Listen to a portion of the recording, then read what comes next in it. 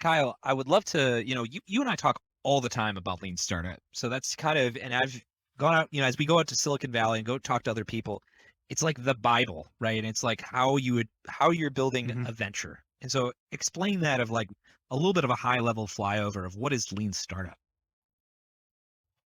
Well, my favorite term, I'm just going to take your question and flip it on its head. My favorite question or my favorite answer of term is evidence-based Mm, entrepreneurship. And we had that come up in a meeting with a good friend of ours. And he said that and I was like, oh my gosh, that's like the crux. If I could describe everything about lean startup in 3 words or less, I think mm, there it is, evidence-based entrepreneurship. We want to make sure that we all have assumptions and we all have thoughts, but how do we start to get data to inform those and lead us closer towards that truth of having mm. quantitative data to describe, okay, we're onto Yes. something here, not just Josh's opinion. I Oh guess we're going to yeah. roll with that, right? It gives us something to say, oh, we actually had, this many landing page visits or whatever that may be. I think that evidence-based entrepreneurship theme has really resonated with me, and I feel like it's a great summary of Mm, that book. I think one of the things that you and I also talk about when we run into folks and we introduce this idea is they say, "Oh yeah, lean startup, totally get it." And you kind of mentioned this before. I'd love to hear you talk more about this idea of, well, it's not lean yeah. manufacturing, it's not the production necessarily of a specific output. If it is a production of an output, it's the output is learning, but it's more of a process to get you somewhere. Do Yeah, you want to and talk a talk little bit about more that. about that? A lot of people, when you ask, have you read Lean Startup? No one wants to sound dumb, right? You and I like to read books, and it's kind of like, have you read this book before? And you're like, oh yeah, Yeah, I've totally read clearly. that book, and that's kind of like the look I get when I ask, have you read Lean Startup? A lot of people don't want to say, no, I haven't, and so instead they say, oh yeah, I have, Yeah. I totally have, and you can tell when they're like, they talk a little bit about lean manufacturing and Toyota, and they're like, yeah, that model and Scrum and Agile, and then you're like, you haven't read that at all, because it's very, like you said, it talks about evidence-based entrepreneurship and how that looks and feels and it comes out into fruition really is through these rapid market experiments is like rapid experimentation of, you have a landing page, you see how many pre-signups you get, kind of the Kickstarter model. That's a great example of kind of lean Mhm. startup. Figure out if the market wants it before you actually build it. And so evidence-based, right? You can be measurable. So people get that mixed up all the time, and I think you're spot on. Evidence-based, I love that. Evidence-based Yeah. entrepreneurship. I do. I wish I thought about that, but it kind of speaks to this idea of always being willing to challenge assumptions. I think that's another pitfall that we see, even if people maybe do understand the lean startup method. I think people are always guilty of not re-challenging Yes. their thinking and being like, oh, you know what? Maybe that was off just a bit, or we're off a lot. Yes. I'm on a Jim Collins kick. So in there, he says, always being able to recognize the harsh Mhm. truths or the inconvenient truths. And I think that is part of the evidence based thing. I really, really believe this. I wanted this to be true, but I'm starting to see that maybe this isn't true. And it goes back to that paradox that we keep talking about, right? Of structure versus unstructured and getting out of the office essentially to talk to people and being willing to embrace that idea that you might learn something that was unexpected and take that in a totally different direction. And of course, this is related then to the yarn, right? Because if we think it's over here, but if we just slowly move towards our destination, success might actually be on the left and Yes, not on the that's right. right. That's great. I feel like this is such a hard topic to condense in The 2 the minutes. go-to-market, early I'm go-to-market? being really sensitive. Yeah.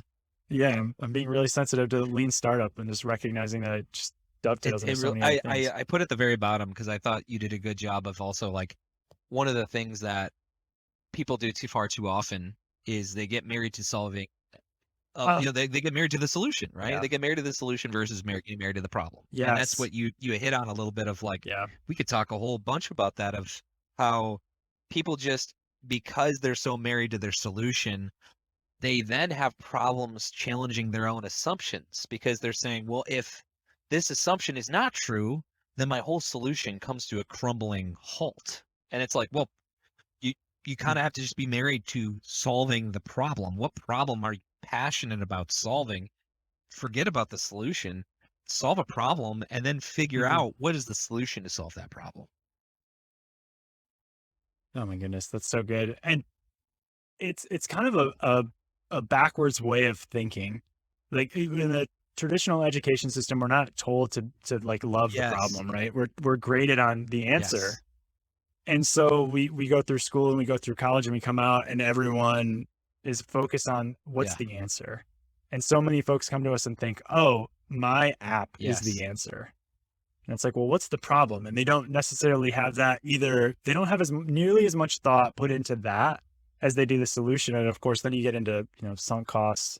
What is that? Sunk cost bias, sunk cost Yes. fallacy, sunk That's cost, right. whatever that Where is. they're to that point where they're And like, then, I can't accept that this isn't true because I've invested so much of my time and energy. right. Yeah.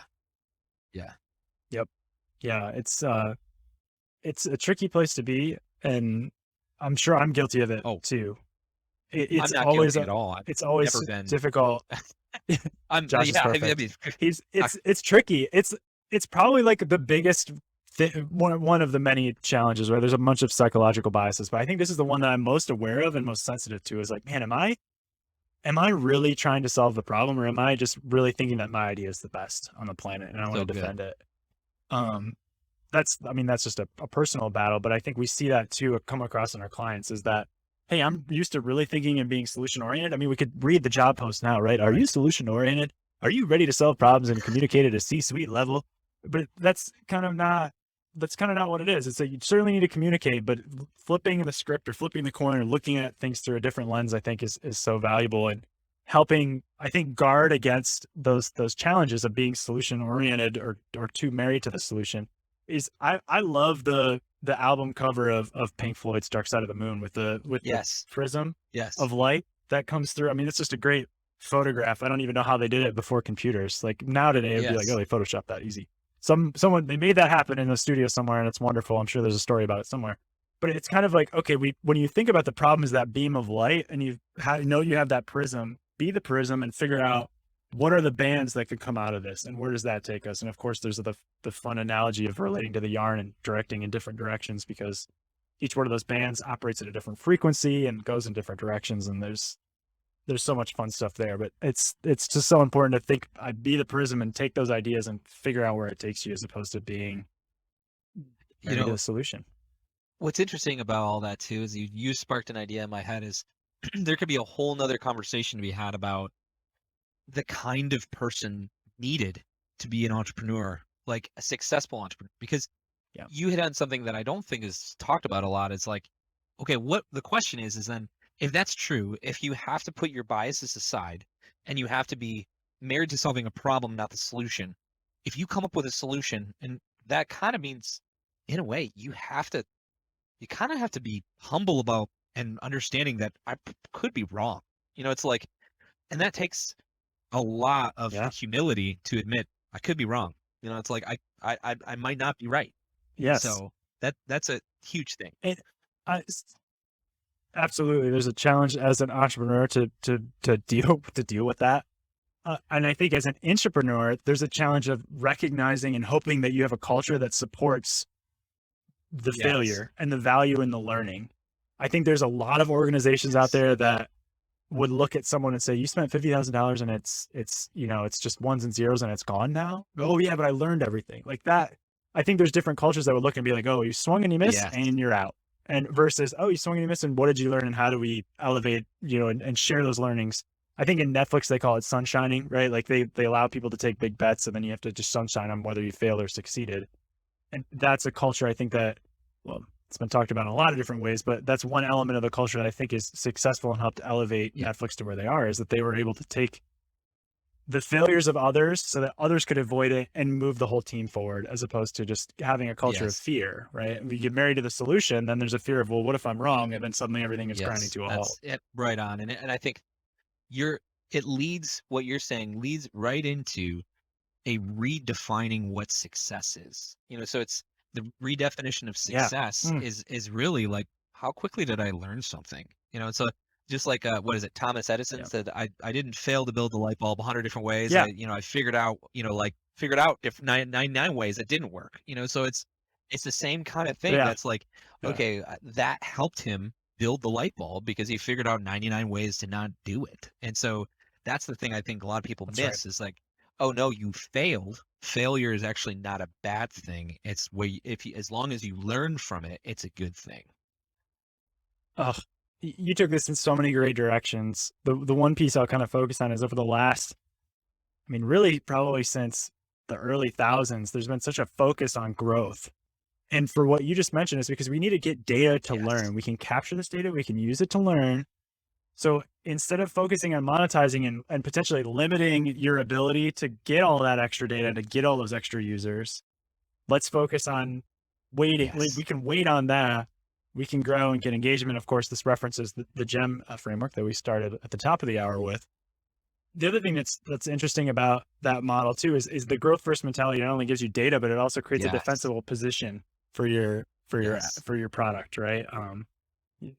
You grow and you can kind of muscle out some of the other guys, and then you become positioned as the one, right? Google is a great example of that. People don't say, "Oh, I did an internet search for that." No, I Yes. Googled that. I mean, that's a great example of how you use growth. They also had a solid product, but they use growth to really focus on, hey, we're not going to worry about monetizing this right away. We're going to Yes. focus on That's right. And growth.